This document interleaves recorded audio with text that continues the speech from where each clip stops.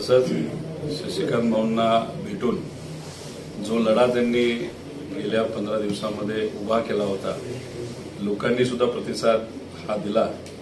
पण दुर्दैवाने काल थोडक्यातच त्यांचा तिथं पराभव झाला.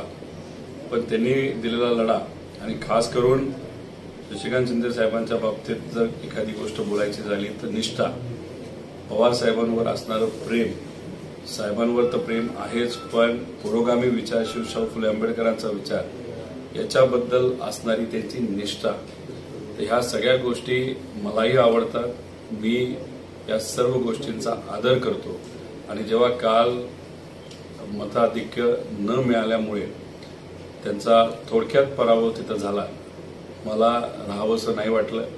त्यामुळे मी त्यांना भेटण्यासाठी आलो. साहेबांशी त्यांची चर्चा झालेली आहे आणि याच्यासाठी मग त्यांच्या घरी येऊन त्यांना भेटून मग आता रायगडकडे मी चाललेलो आहे. काय परिस्थिती आता, गेल्या वेळेस जेवढी लीड होती त्याच्यापेक्षा जास्त लीड ही बारामतीला मिळालेली आहे. त्याचा अर्थ एकच, एखादा व्यक्ती नेता जर म्हणत असेल माझ्याशिवाय लीड मिळूच शकत नाही, तर लोकांनी दाखवून दिलं नेता महत्वाचा असतो, पण विचार सुद्धा महत्वाचे असतात आणि लीड मतदार देत असतात, नेता देत नसतो. त्यामुळे सुप्रियाताईंना चांगली लीड काल मिळालेली आपल्या सगळ्यांना बघायला मिळाली. पूर्णपणे क्रेडिट मतदारांचं आहे, महाविकास आघाडीचे पदाधिकारी आणि कार्यकर्त्यांचं आहे, पवार साहेबांनी केलेला कार्यच आहे आणि सुप्रियाताईंनी तिथं ठेवलेला जो संपर्क आहे मतदारांबरोबर त्याला तिथं लोकांकडून सपोर्ट मिळालेला आपण सगळ्यांनी बघितला. विधानसभेची निवडणूक काही दिवसांवरच येऊन ठेपली आहे. आता महाविकास आघाडीची किंवा राष्ट्रवादी काँग्रेस शरदचंद्र पवार साहेब पक्षाची भूमिका काय राहणार आहे? भूमिका तर हीच राहणार आहे की महाविकास आघाडी मिळून आपल्याला येणारं प्रत्येक इलेक्शन तिथं लढायचं आहे.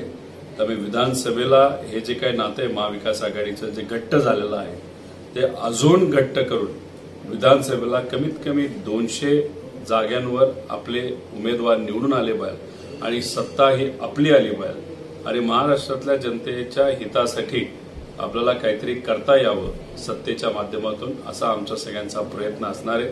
त्याच्याचबरोबर खास करून या जिल्ह्यामध्ये एक वेगळं लक्ष देऊन इथले जे आपले सगळे विचाराचे उमेदवार असतील त्यांना सुद्धा ताकद ही आपल्याला द्यावी लागेल आणि निष्ठावंत लोकांना न्याय द्यावा लागेल जेव्हा आपली सत्ता येईल. आणि सत्ता आल्यानंतर या परिसराचा विकास आणि महाराष्ट्राचा विकास नक्कीच होईल असं माझ्यासारख्याला वाटतं.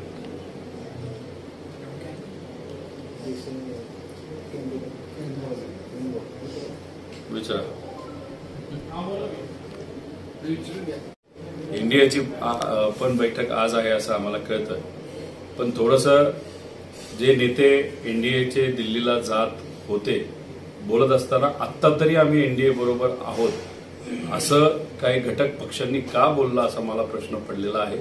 पण पुढच्या 48 तासामध्ये आपल्याला बघावं लागेल काय त्यांची भूमिका असते आणि भूमिका जर त्यांनी योग्य अशी घेतली, देशाच्या हिताची घेतली, तर कदाचित वेगळं समीकरण आपल्याला येत्या काळामध्ये बघावं लागेल. आत्ताच्या निवडणुकीचा निकाल पाहता बूथ कमिटीबाबत आपण काय निर्णय घेणार?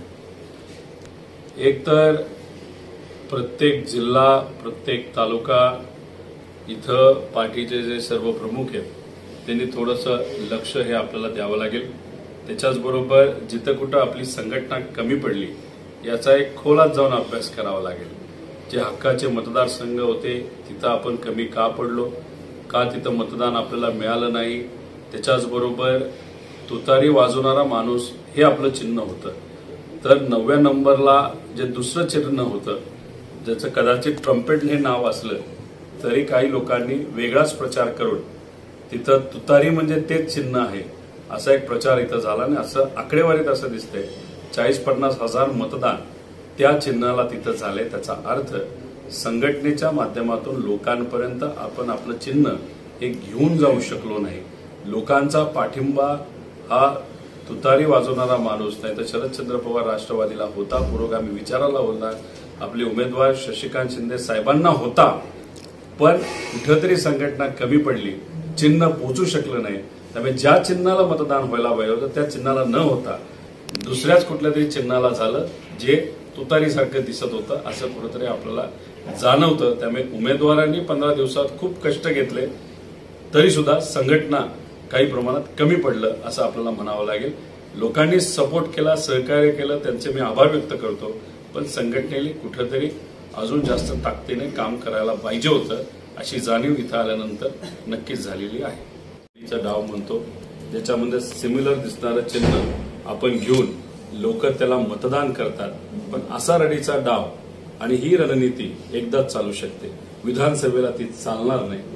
आणि येत्या काळामध्ये विधानसभेमध्ये आपण जर बघितलं तर हा जिल्हा परत एकदा पुरोगामी विचाराच्या पाठीमागे राहील आणि जे सर्व आमदार असतील ते आपल्याच विचाराचे असतील, जे महाविकास आघाडीमध्ये सत्तेत येऊन या परिसराचा आणि या राज्याचा नक्कीच विकास करतील असा विश्वास व्यक्त करतो.